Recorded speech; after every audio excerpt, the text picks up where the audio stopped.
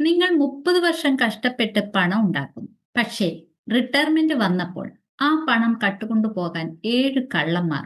ഇവരിൽ ഒരാളെ പോലും ശ്രദ്ധിക്കാതെ പോയാൽ നിങ്ങളുടെ റിട്ടയർമെന്റ് പ്ലാൻ മുഴുവൻ തെറ്റും. ഈ കള്ളന്മാരെ പരിചയപ്പെടണ്ടേ? ഒന്നാമത്തത് ഇൻഫ്ലേഷൻ. പലരും കരുതുന്നത് എനിക്ക് 50,000 രൂപ മാസ ചെലവിന് മതിയാകും എന്നാണ്. പക്ഷേ 20 വർഷം കഴിയുമ്പോഴോ?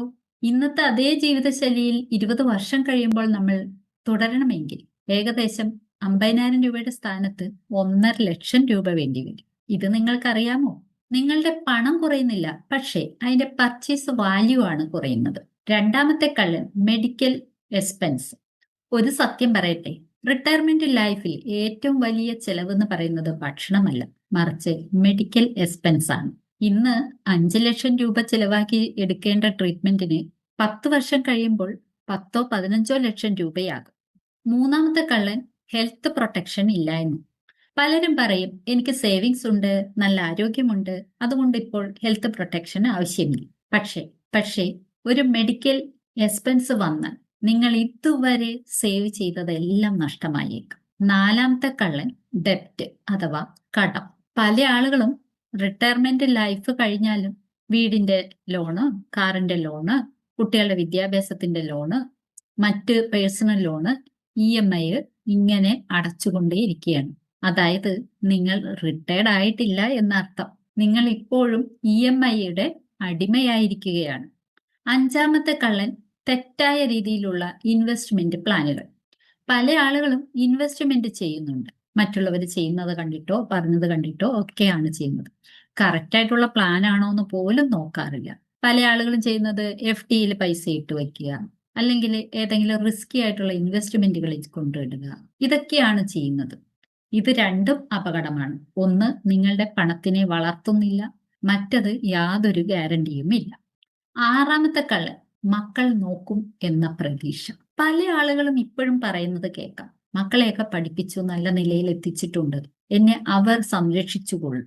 എന്നാൽ മറുപുറം നോക്കുമ്പോഴോ മക്കളെല്ലാം അവരുടെ ജീവിതവുമായി ബിസിയായി പോകുന്നു.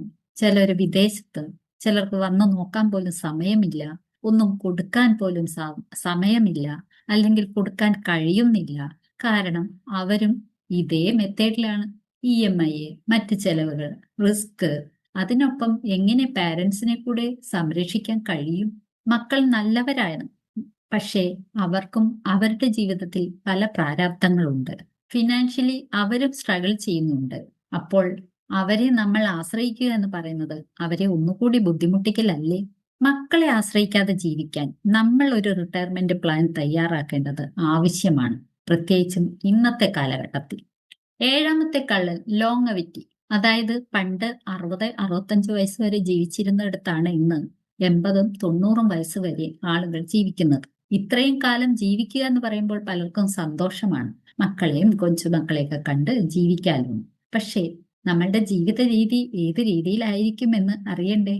ഒരുപക്ഷെ ആ സമയത്ത് നമുക്ക് എഴുന്നേറ്റ് നടക്കാൻ പോലും പറ്റാത്ത അവസ്ഥയായിരിക്കാം, ബെഡ് റിട്ടൺ ആയിരിക്കും, അല്ലെങ്കിൽ ഒരുപാട് ഹെൽത്ത് ഇഷ്യൂസ് ആയിട്ടിരിക്കുന്നതായിരിക്കാം.